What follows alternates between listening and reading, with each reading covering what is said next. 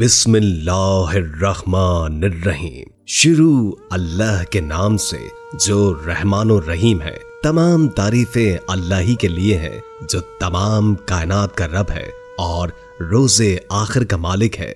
अस्सलाम वालेकुम रहबर टीवी के प्यारे साथियों, हम आपको नई वीडियो में खुशामदीद कहते हैं। उम्मीद है कि आप सब ईमान और तकवे की बेहतरीन हालत में होंगे। आज का हमारा वाकया एक लड़की का वाकया है जिसके पेट में जादू के साथ सांप बिठा दिया गया था। तो चलिए इस वाकये का आगाज करते हैं। लेकिन आगे बढ़ने से पहले नए आने वाले साथियों से दरखास्त है कि चैनल को सब्सक्राइब करके बेल नोटिफिकेशन ऑन कर लें ताकि आपको हमारी हर नई आने वाली वीडियो सबसे पहले मिलती रहे।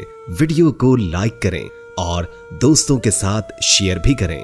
दोस्तों, कहते हैं कि एक इंतहाई खूबसूरत लड़की थी जो मुसलमान थी और एक रोज रास्ते पर जा रही थी कि एक गैर मुस्लिम की नजर उस पर पड़ी और उस लड़की की खूबसूरती देखकर वो उसका आशिक हो गया। उसने उस लड़की को हासिल करना चाहा लेकिन वो अपनी कोशिश में नाकाम रहा क्योंकि उसकी शादी गैर मुस्लिम शख्स से नहीं हो सकती थी। उसी दौरान लड़की की शादी उसके माँ बाप ने एक मुसलमान नौजवान से करवा दी और वो अपनी शादी से बहुत खुश थी।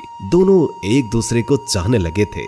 वो गैर मुस्लिम शख्स उस लड़की को दीवानों की तरह चाहता था और जब उसको पता चला कि उस लड़की की शादी हो चुकी है तो उससे ये बर्दाश्त न हो सका और उसने बदला लेने के लिए उस लड़की पर काला जादू करने का फैसला कर लिया। उस जमाने में जंगल बहुत ज्यादा होते थे और जंगलों में आमतौर पर हिंदू या ईसाई कोई न कोई चिल्ला या चाप करते थे। ये शख्स उन जादूगरों के पास पहुंच गया और उसने उस लड़की और उसके शौहर पर काला जादू करवा दिया। शुरू के 5 साल तक तो उस लड़की की कोई औलाद ना हो सकी। बहुत रूहानी इलाज करवाने के बाद उनके घर एक बहुत ही खूबसूरत बेटी पैदा हुई। उस बच्ची को सब घर वाले बहुत प्यार करते थे। वो बच्ची जब 8 महीने की हो गई तो उन्हीं दिनों एक फकीर भीख मांगने उस लड़की के घर गया।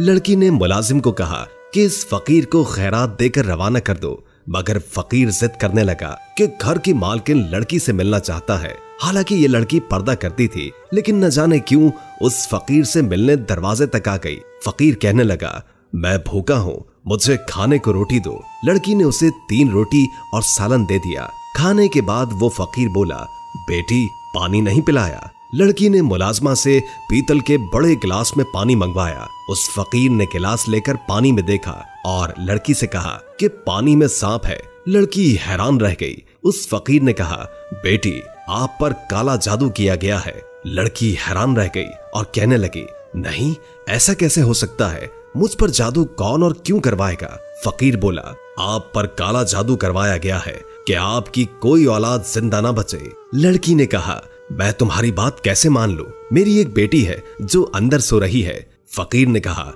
अंदर जाकर देखो, इस बात की तस्दीक हो जाएगी। तुम्हारी बेटी सो नहीं रही, मर गई है। लड़की हैरान और परेशान घर के अंदर भागी। झूले में पड़ी अपनी बेटी को देखा तो वो मरी पड़ी थी। दरवाजे पर वापस आई तो फकीर मौजूद नहीं था। मुलाजमा को उस फकीर के पीछे दौड़ाया गया मगर वो गायब हो चुका था। उसके शौहर को भी इत्तला दे दी गई। सब लोग हैरान थे कि आखिर बच्ची मरी कैसे और वो फकीर कौन था। उस बच्ची के तकरीबन 1 साल के बाद लड़की के घर दोबारा एक बच्ची पैदा हुई। ये बच्ची पहली बच्ची से भी ज्यादा हसीन थी। लड़की अपनी बेटी को किसी के सामने नहीं लाती थी कि कहीं इस बच्ची को किसी की नजर न लग जाए। जब वो बच्ची 2 साल की हो गई तो एक मर्तबा फिर वही फकीर दरवाजे पर आया। नौकरानी उस फकीर को सदका खैरात देने गई तो उस फकीर को पहचान कर भागती हुई अंदर गई और लड़की को बताया कि वही फकीर आया है। लड़की डर गई। उसको एक खदशा लग गया कि कहीं उनकी दूसरी बच्ची भी न मर गई हो।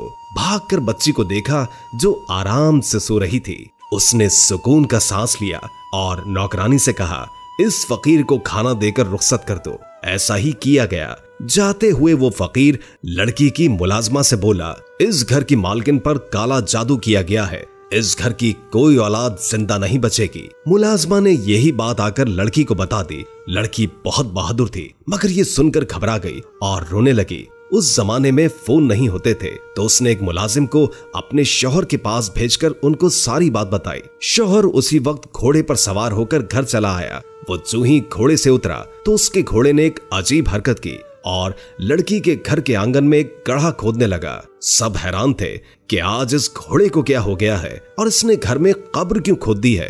इतनी देर में लड़की की बेटी कदम उठाती सहन की तरफ आई और गड्ढे में जा गिरी। जब उसके शौहर ने अपनी बेटी को गड्ढे से निकाला तो वो मर चुकी थी। इस हादसे के बाद लड़की को यकीन हो गया कि फकीर ठीक ही कहता है। इसके तोड़ के लिए एक आमिल से राबता किया गया। इस आमिल के इलाज के दौरान ही उस लड़की को एक और बेटी पैदा हुई। लड़की और उसके शौहर को हर वक्त ये खौफ रहता था कि कहीं उनकी ये बेटी भी न मर जाए, लेकिन वही हुआ जिसका डर था। एक दिन लड़की और उसका शौहर अपनी बेटी को किसी आमिल के पास ले जा रहे थे और एक चील ने उस लड़की से उस बच्ची को उचक लिया और हवा में ले जाने के बाद छोड़ दिया और यूं वो बच्ची भी मर गई।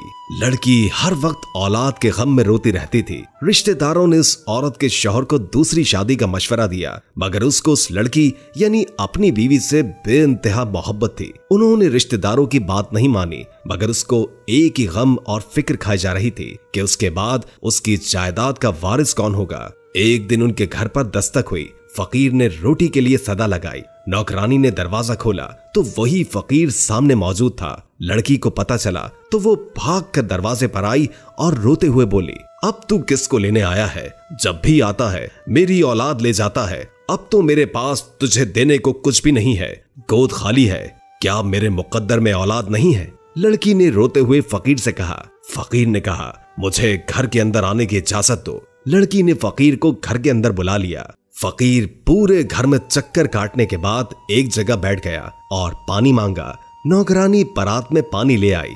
फकीर काफी देर तक कुछ पढ़ता रहा और लड़की से कहा, इस परात में तो देखो।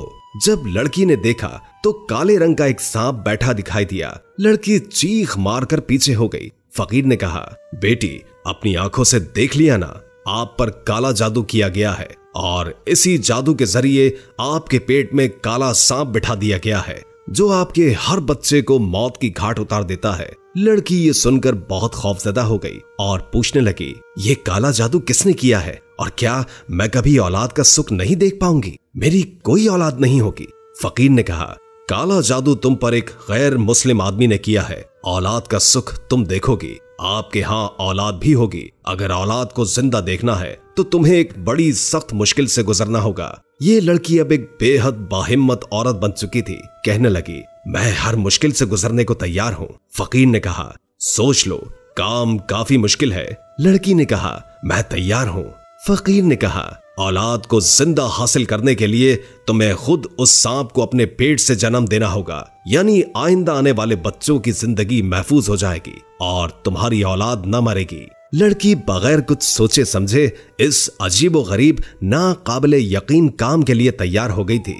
फकीर ने कुछ अमलियात बताए थे जो कि सिर्फ लड़की को ही करने थे।